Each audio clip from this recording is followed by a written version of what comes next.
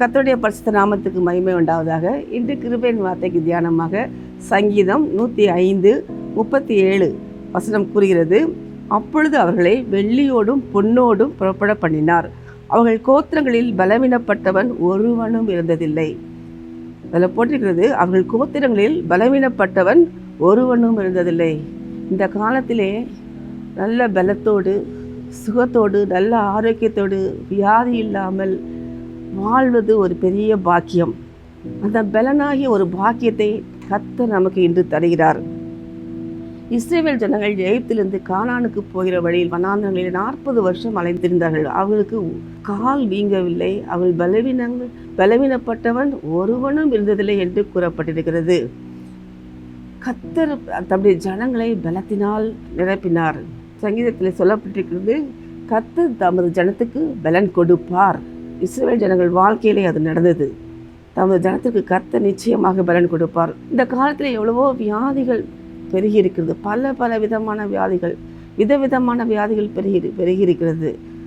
எல்லாருக்கும் பார்த்தீங்கன்னா எல்லாருக்கும் லங்ஸில் இன்ஃபெக்ஷன், நுரையீரல் பாதிக்கப்பட்டுள்ளது, இதயம் பாதிக்கப்பட்டுள்ளது. எத்தனையோ பேர் வாத நோயினால் பாதிக்கப்பட்டு நடக்க முடியாமல், முதுகெலும்பில் சவ்வு வெளியே வந்திருக்கிறது, முதுகெலும்பில் பிரச்சனை, இடுப்பெலும்பில் பிரச்சனை, நடக்க முடியாமல் இவ்வளவு பேர் கஷ்டப்படுகிறார்கள். இன்னும் பார்த்திங்கன்னா கேன்சர், பார்த்திங்கன்னா நிறைய பெண்களுக்கு வயிற்றில் கட்டி, அங்கே கட்டி, இப்படி கட்டினால் நிறைய பேர் பாதிக்கப்பட்டிருக்கிறார்கள். பல வியாதிகள் ஜனங்களை வந்து தாக்கி எல்லா பலத்தையும் இழக்க செய்கிறது. ரீசெண்டாக நம்ம கொரோனாவினால நிறைய பேர் பாதிக்கப்பட்டாங்க. இந்த கொரோனாவினாலே எத்தனையோ பேர் பலத்தை இழந்து போயிருக்கிறார்கள். கொரோனாவுக்கு அப்புறம் பார்த்திங்கன்னா இப்பொழுது பார்த்திங்கன்னா நுரையீரலில் வியாதி, இருதயத்தில் வியாதி என்று நிறைய பேர் கஷ்டப்படுவதை நாம் பார்க்கிறோம். யார் பார்த்தாலும் இருதயத்தில் பிரச்சனை, நுரையீரலில் பிரச்சனை, இப்படி பல பேர் ஜெபத்துக்கு வர்றாங்க, ஹாஸ்பிட்டலில் அனுமதிக்கப்படுகிறார்கள். ஆனால் வேதம் சொல்கிறது, கர்த்தர் தமது ஜனத்துக்கு பலன் கொடுப்பார். வியாதி இல்லாமல் பலத்தோடு ஆரோக்கியத்தோடு வாழ்வது ஒரு பெரிய பாக்கியம். அந்த பாக்கியத்தை கர்த்தர் நமக்கு தருகிறார். சோர்ந்து போகிறவனுக்கு பலத்தை கொடுக்கிற தேவனாக இருக்கிறார். கர்த்தரே நமக்கு பலனான கண்மலையாக இருக்கிறார்.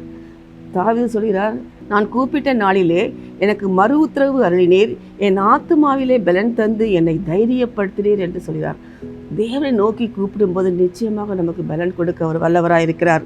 என்னுடைய வாழ்க்கையிலே 2 வருஷங்களுக்கு முன்பாக குட் ஃப்ரைடே, சாட்டர்டே, சண்டே அந்த டைமில் ஆலயத்தில் கல்வாரி திருவிழா நடந்தது.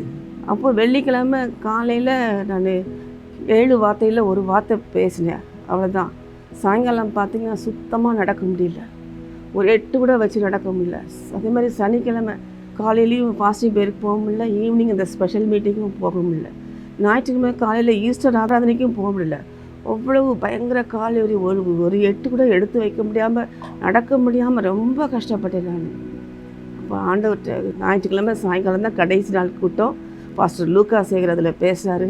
இந்த கூட்டத்துக்கு எப்படியாவது போகணுன்னு எனக்கு ஒரு வாஞ்சியாக இருந்துச்சு. ஆனால் நான் சுத்தமாக நடக்க முடியல. 3 நாளாக கூட்டத்துக்கும் போலையே. ஆண்டவர் நான் என்ன செய்வேன்னு சொல்லி அழுது, பிலிப்பியர் 4:13 வசனம் சொல்லுகிறது, என்னை பலப்படுத்துகிற கிறிஸ்துவினாலே எல்லாவற்றையும் செய்ய எனக்கு பலன் உண்டு. அந்த வசனத்தை கர்த்தர் கொடுத்தாரு. அந்த வசனத்தை டானிக் கொடுக்குற மாதிரி, மருந்து சாப்பிட்ற மாதிரி, மாத்திரை சாப்பிட்ற மாதிரி அந்த வசனத்தை மாறி சொல்லி அப்படியே எந்திரிச்சு கொஞ்சம் கொஞ்சமாக நடந்து பார்த்தேன். கொஞ்சம் நடக்க முடிஞ்சுது. சரி, இதோடு நம்ம சர்ச்சுக்கு போயிடணும்னு சொல்லிட்டு அந்த கொஞ்சம் நடக்க முடிஞ்சது, எந்திரிச்சு போயிட்டேன். ஆனால் அடுத்த நாள் பார்த்திங்கன்னா கர்த்தர் நன்றாக நடப்பதுக்கு கிருபை கொடுத்தார். பிசாசு நம்மை பலவீனத்தை கொடுத்து இருளிலே இருக்க பண்ணுவான். ஆனால் பலப்படுத்த கிறிஸ்துவினாலே எல்லாவற்றையும் செய்ய பலனுண்டு என்று நாம் அறிக்கையிடும் போது நிச்சயமாக கர்த்தர் நம்மை பலத்தினால் நம்மை இடை கட்டுவார். ஏனென்றால் நம்முடைய பலவீனங்களை, நம்முடைய நோய்களை எல்லாவற்றையும் இயேசு கிறிஸ்து சிலுவையிலே சுமந்து தீர்த்தார். மத்தேயு 8:17 சொல்கிறது, அவர் தாமே நம்முடைய பலவீனங்களை ஏற்றுக்கொண்டு நம்முடைய நோய்களை சுமந்தார் என்று சொல்லப்பட்டிருக்கிறது. நம்முடைய பலவீனங்களை, வியாதிகளை, எல்லா வியாதிகளும் அவர் இயேசு கிறிஸ்து தன் சிலுவையிலே சுமந்து தீர்த்து விட்டார். ஆகவே அவருடைய பாதத்திலே நாம் கொண்டு வைப்போம்.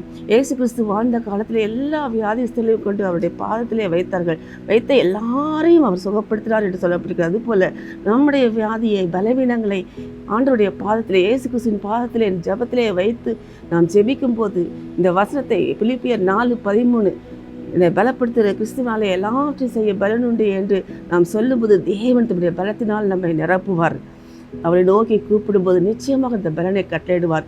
நாம் நாம் பலனோடு இருப்பது, பலனோடு வாழ்வது, வியாதி இல்லாமல் வாழ்வது ஒரு பெரிய பாக்கியம். அந்த பாக்கியத்தை நிச்சயமாக கர்த்தர் நமக்கு தருவார்.